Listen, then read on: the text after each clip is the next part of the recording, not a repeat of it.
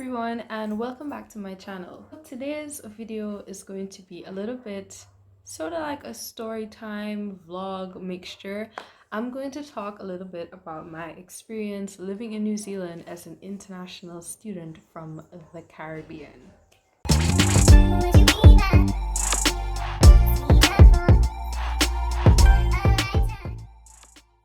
Why was I even in New Zealand? So I went to New Zealand to do my master's. I got a scholarship and I decided, hey, I'm gonna go. First thing that I'm gonna talk about is travel and actually getting there. I'm one of those people, I'm not afraid to travel. I'm not afraid to travel by myself as well. The thought of going all the way on the other side of the world for an entire year was very exciting to me. Traveling to New Zealand took 2 days. From Dominica, that is. It was a lot, but it did certainly improve my travel strength and travel tolerance, because right now I could sit on a 6 or an 8-hour flight easy. Let me break it down.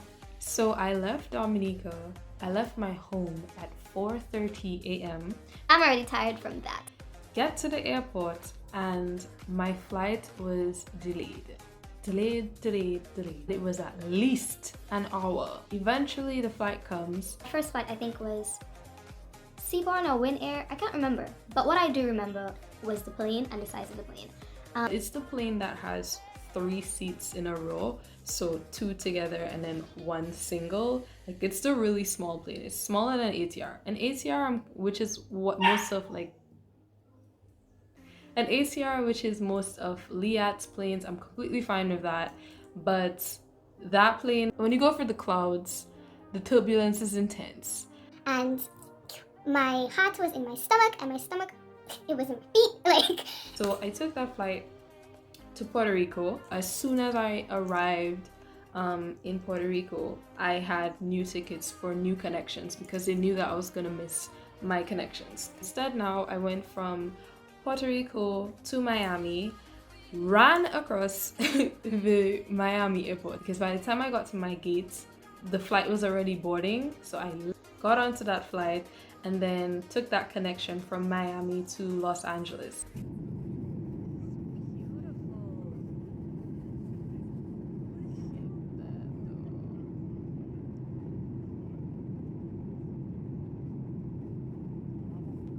By the time I arrived to Los Angeles, it was about 1 a.m. their time, and I think at that point in the year they were about 3 or 4 hours behind Dominica, so it was roughly 3 or 4 a.m.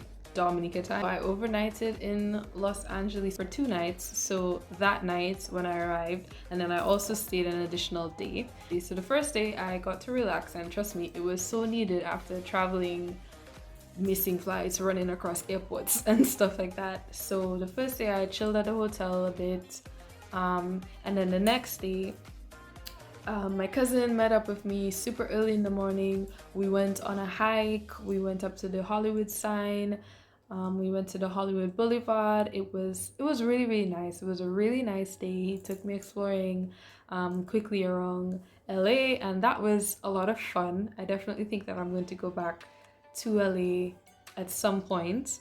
Yeah, so then the afternoon came and he dropped me off to the airport, and it was on to the last leg to get to New Zealand, which is a 13-hour flight from LA to Auckland.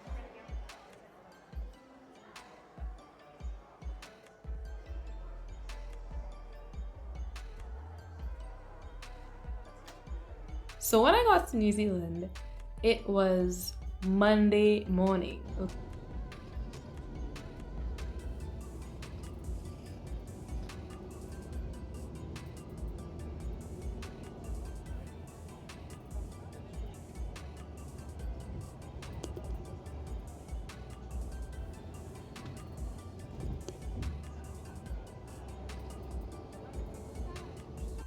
Yeah, the next stop is stop number 7, Goldie's Hotel, Key Road, Upper Queen Street, City Road, St. Martin Lane, Liverpool Street.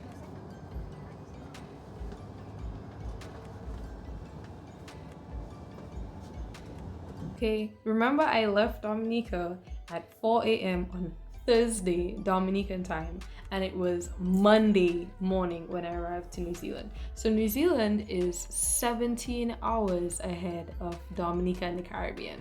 That is something that I definitely had to get used to. 17 hours ahead of your family was a lot. And even my family in London, I think I was still about 12 or 13 hours ahead of them. Hey guys, thanks for tuning into part 1. I hope you click that subscribe button and stay tuned for part 2 of my life in New Zealand video. Bye, see you next time.